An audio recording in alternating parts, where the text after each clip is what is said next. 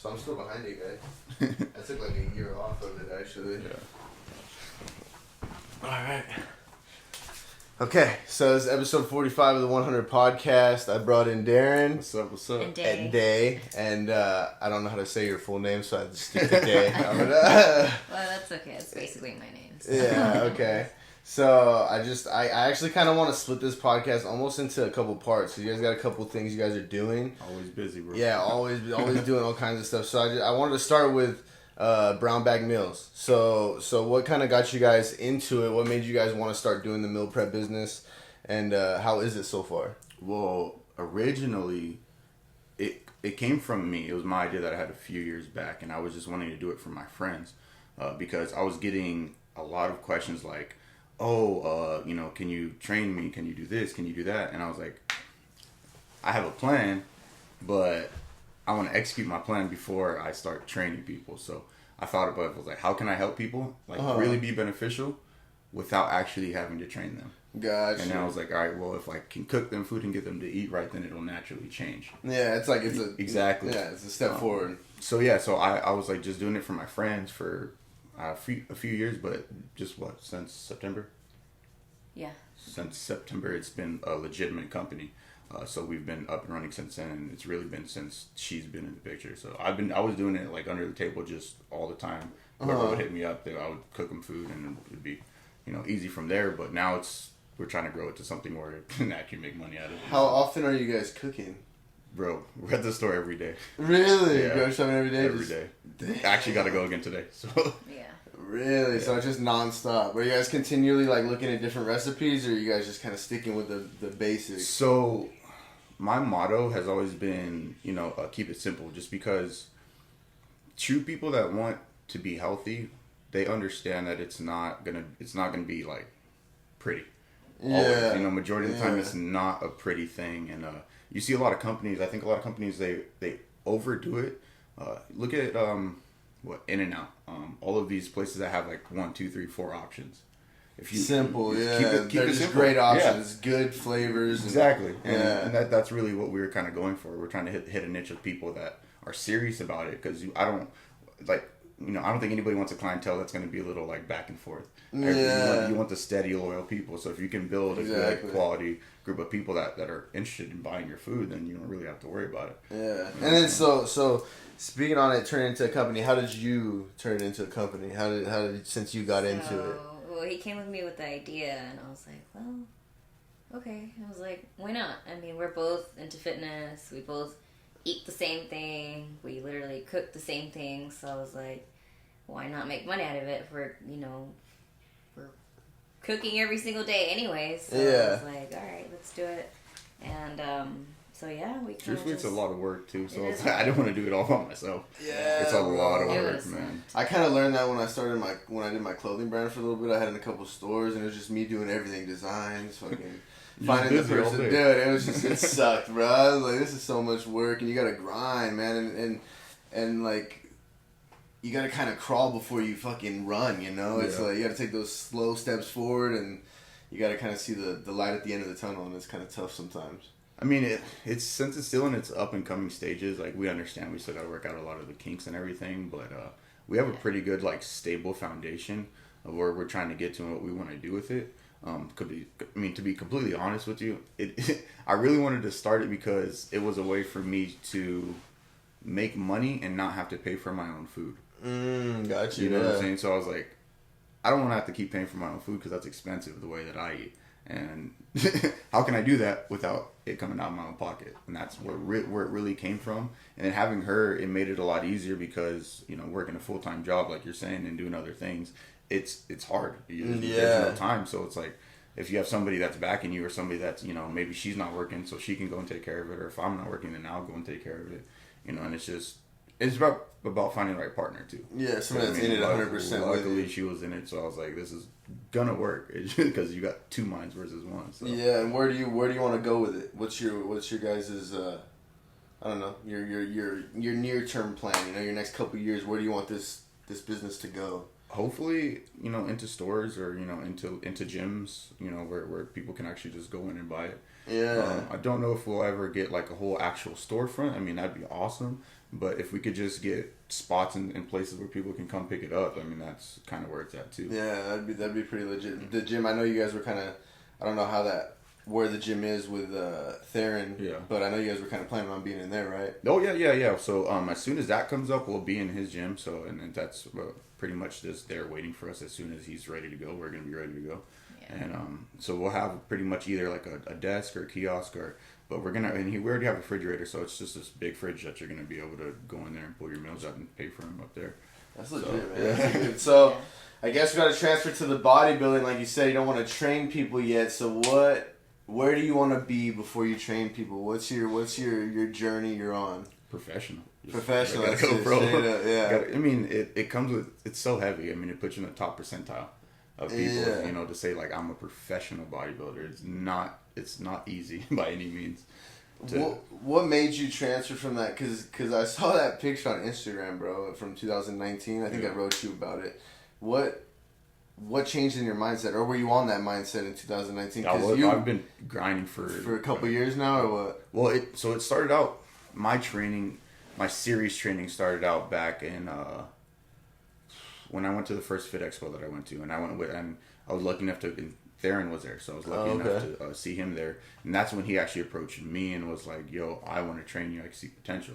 So I was like, "For sure, all right, I'll take it." Let's do it. And then we've been grinding ever since. So it's been about close to 2 years for him and I now. That picture was just from a year ago. Yeah, it's crazy. That was peak week. I was getting ready for a show. That was peak week? Yeah, I was getting ready for a show in that picture. And you're like, what, double that now? You almost look, you're just fucking big, bro. Yeah. That trips me out, man. So your goal, do you want to be in Mr. Olympia? Is that your goal, is try to get there? I mean, I think everybody. Everybody's goal, right? Wants to get to the top, man. But just to, I want to make a life out of it, I guess. And that's about the only way you really can and have enough. I mean, I could get clients now if I wanted, but it's just the thing is you get so much more respect as a trainer, as a coach when you're professional. You say, hey, I'm a professional, because people see it. They want the professional. They don't want somebody who exactly might look the part but doesn't really know what they're doing, or they're giving them a cookie cutter program. So I think in order to get people to look the way that they want to look, you kind of have to look at yourself. You got to do it. Yeah, you got to be the example. Yeah, you have to know. And if you don't know how to get there, then how can you get somebody else there? So yeah, that's kind of like where I guess my journey has been. And then with you, Day, is there a stigma in women's bodybuilding? Like, do you feel like people were like, are you sure you want to get into bodybuilding as a woman, or was it just like all kinds of support right from the jump? Well, I don't think there's. Well, at least, different. It depends on who you're around. Because, like, my family, they don't like working out. They're not about it. Uh-huh. So, like, they always kind of talk down on it. So, but then you kind of have to surround yourself with positive-minded people, people that like to do that. Because, I mean, I got friends who don't work out either. They're not into it. And, like, same thing. They're like, oh, here, eat this food, and then, or a drink, let's take a shot, you want a beer? Like, no, I can't do any of that. Yeah, but, exactly. I mean, even before that, like, before I decided to, compete, I just was into bodybuilding anyways, and I always looked like I did, so I was like, well, why not try it? And then, but even then, I was already doing what, like, competitors do, so, I mean, I guess I'm gonna try it out for the first time, see how I like it, and go from there. Also, it's gonna be your first show. Yeah, I'm gonna be my first show. Legit, yeah. So just see what happens. Take that next step. See where it goes. Yeah. That's what I tell everybody. If you want to do it once. See if you like it. See if it's for you. Because you might find out that you don't want to do it. Yeah, exactly. It's too much work, or it's too hard, or you don't like the way that you feel. Yeah. And 20 years, 30 years down the road, you don't want to regret that you didn't try. Might as well try it. Go for it. And even if you fail, man, I think a lot of people are happy with those failures. At least I failed and I went for it. I see that. I saw it too many times going on stage. You would see people that really didn't have any business, and I hate saying it that way, but didn't have any business being on stage. But you have to remember, you don't know where they came from and their start point was. Yeah. And, or why they're doing it. So it's like everybody and anybody that, to me, anybody that's going to get ready for a show and follows through with it has all my respect.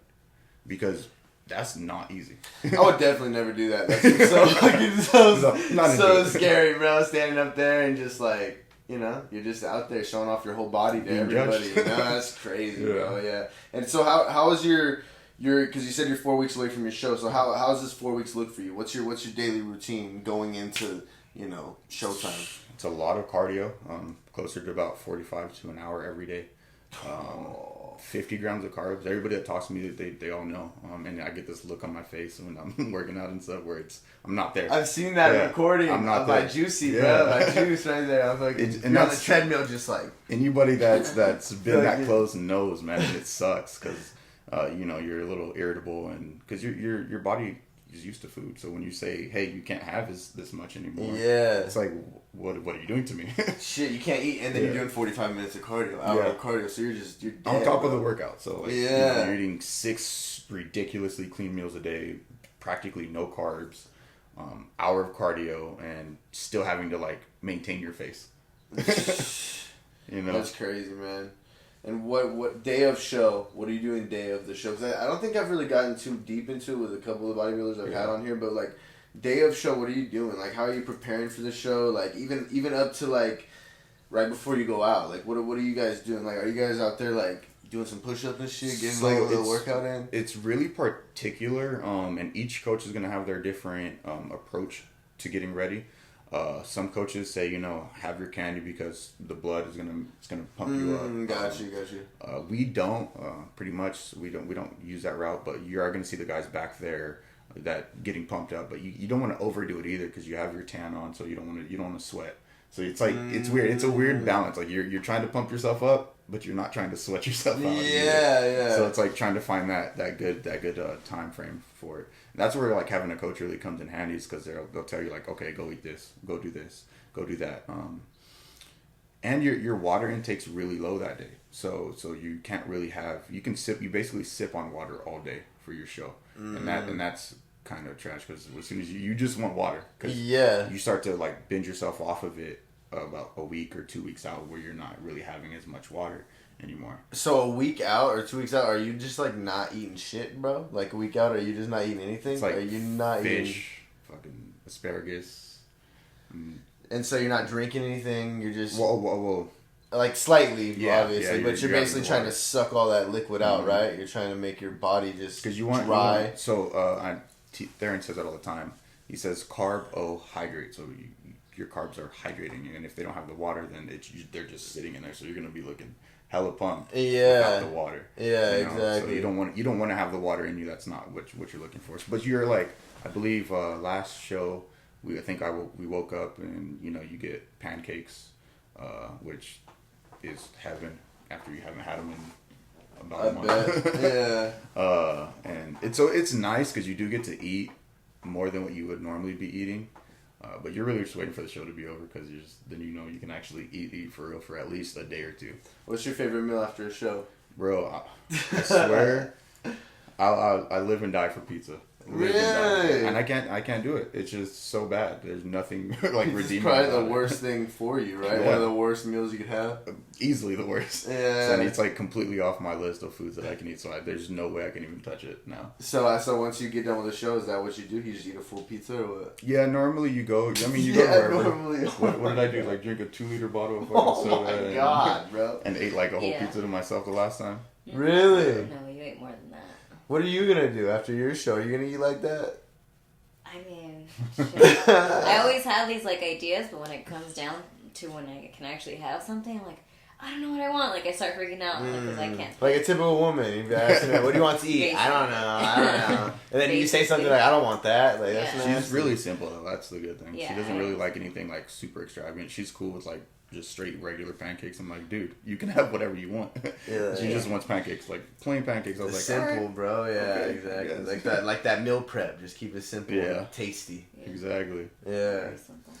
So let's move on to the podcast now, bro. So what's up with your DNA podcast? What does that stand for, and what is your goal with that? What's your goal with the podcast? Actually, our initials. So oh shit, Darren, Adam, and Arturo, and then and we've been friends for as long as I can remember. What do you guys talk about on your podcast usually? Everything, man. Everything and anything. Very misogynistic, I guess, is the term we get.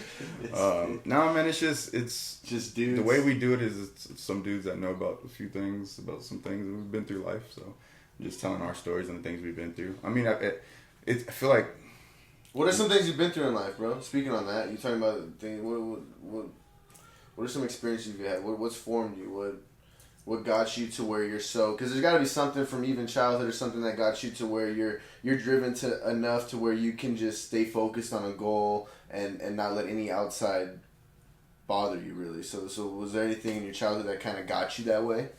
I mean, early on, my dad died, so I didn't really. I was lucky enough to have a stepdad in my life, but my actual dad died when I was young, so I probably was hurting from that for a long time growing up until, realizing that, the people that aren't here, they're the ones that are really missing out on your life, not really the other way around. So, and then doing what I can to be the best version of myself and not, end up dead. How can I be positive? How can I be beneficial? And finding my niche, because I didn't know really what or where I wanted to do. I was always had a predisposition for sports. I call myself like a jack of all trades because I'm good at pretty much anything that I try, or I'm able to do it. You can just pick it up and play. I can pick it up and it's fine.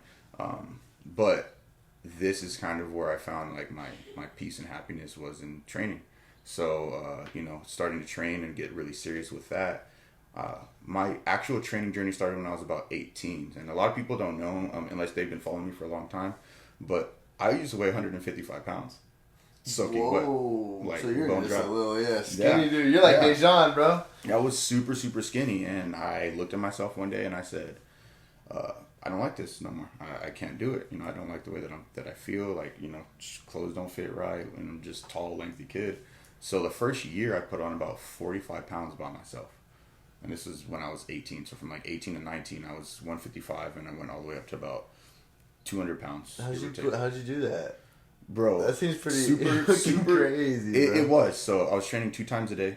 Back when mass gainers were a thing, all my extra money was basically going into my body and into myself. So like, I didn't, you had your creatine, you had all of your basic stuff that when you're coming into it, and I was just, if it's gonna help me grow, I want it. I want it. So I tried everything and anything, and I didn't stop. So I was training 2 times a day, and I was eating probably like 6 or 7 times a day at that point in time. But mind you, that's all that I was doing. So for like a year straight, I was just training. Yeah. Wake up, eat, go train, work out, go home, sleep, eat again, and then go work out again, and just for a year. You just got addicted to it. You're addicted to working out. That's what it is. I mean, it's a release, man. I can't. I don't think now looking at it, I couldn't ever be with somebody who wasn't as into it as I was. Yeah, fuck yeah, I get that. I definitely get that. Cause she's there. I see her like when you're there at the gym, like shit every time. It makes life easier. Yeah. Instead of being like, dang, you're gonna go to the gym again. She kind of just gets your mindset. She's like, okay, I get what he's doing. And she knows if I tell her like, oh, we have to go eat, then we have to go eat. Like it's just that time, even if we're not hungry. Yeah. You know what I'm saying? Like, so it's always like trying to get food in or trying to do this or that. But a lot of people. Well, Dane, now you got her. She's gonna live the lifestyle. She's about to do the bodybuilding. She's about to do a show, so that's kind of like she's gonna be right there in it, and she's gonna understand it fully. Mm-hmm. Yeah. We do. yeah. So yeah. And it's kind of like how you say, man. It's hard. It's like to even get, like you said, want to step on stage and like be that's judged. So scary. It's hard, man. And you feel it. You feel it before you do it. So, and that's why I always say, just go and see what it's like. But I'll say this though, when you do, it's a different feeling when you're actually on stage than when you're behind stage. Like you might, the whole time leading up to it, you're like, word, and then you're on stage and it goes away. You just kind of get in the zone and you're just gone. How often are you working on your form? Because I hear, even Johnny Bernstein was talking about it's kind of like I don't know, people don't talk about it much. They act like it's not a big part of it, and it's a huge part of the competition. Like how often are you working on your form? For your like posing? Yeah, your posing. Yeah, so every day you should be doing it every day. Really? So that's why you see the dudes in the gym and they look like they're being douchebags, but they're practicing.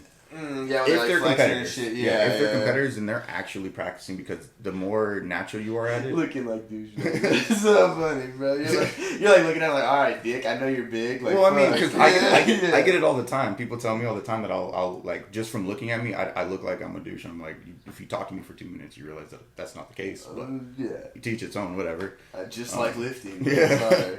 But you have to be like constantly looking and trying to tweak and get that perfect positioning for yourself, because everybody's posing is going to be a little bit different. So the more you practice and the more natural it looks on stage, the better off you are. Yeah. So like probably how Johnny was saying, you win and lose in posing. You could have a better body than everybody there, but if you can't pose it, then there's no way you can win. What does it matter? Because they can't even really tell. If you can't show your muscles off, then how then what really are you going to be able to do? Yeah. And I had to learn that the hard way. Like the first couple shows, I really even now I'm not the greatest at it, but especially the first 2 shows, it was really difficult to learn. It's a learning experience. To learn the posing and trying to get the posing down. And this is just men's physique. That's not classic. That's not bodybuilding where it's 2, 3, 4 times harder. What's the difference? What is classic and their posing routines are different. So, really? Men's physique, you're more than likely going to hit a side, you're going to hit a front shot, you're going to hit a back shot, and then you're pretty much done. And then you're going to go to comparisons later on. But classic, they have, maybe 6, 7 different posings that they might run through. Yeah. But you actually have a routine. So where mine might be, I might walk on. True.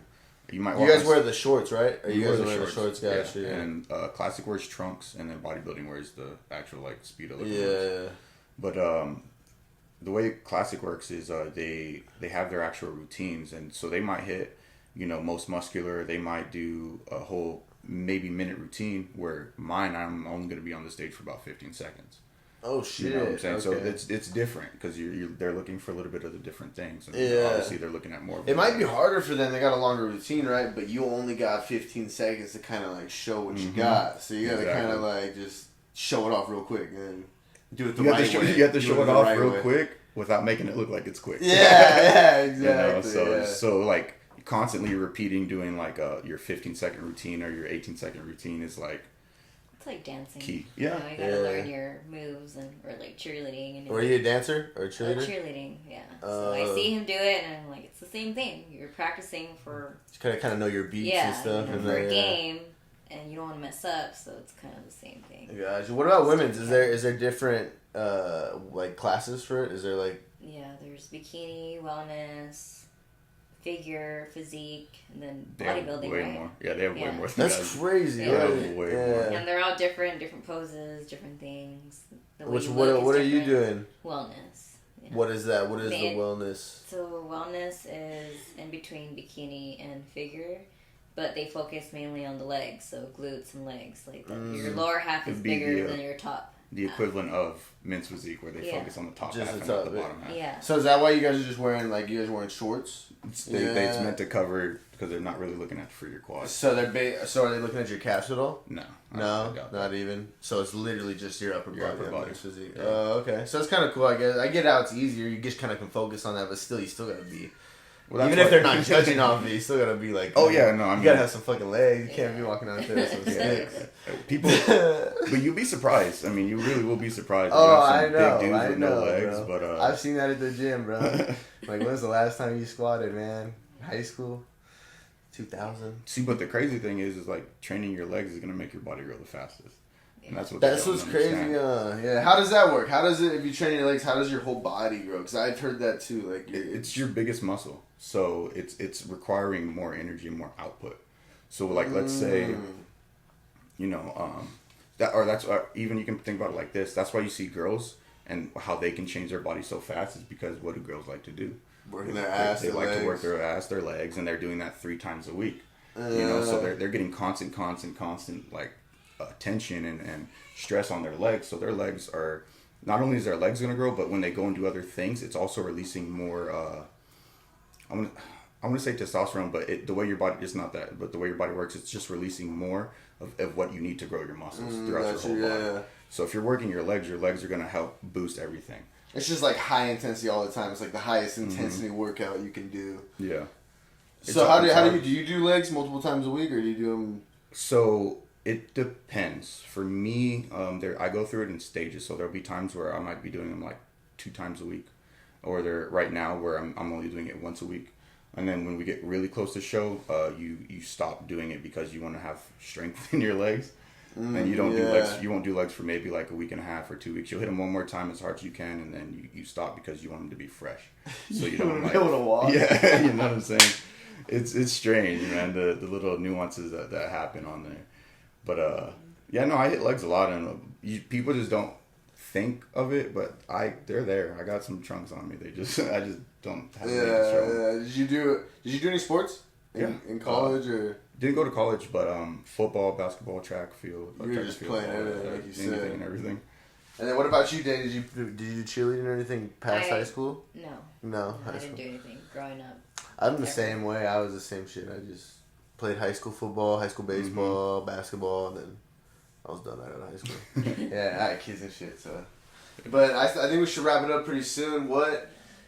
Pass everybody. You guys got a lot of shit you gotta pass. So you gotta let everybody know your brown bag meals, Instagram. Let them know your guys' IGs if you can.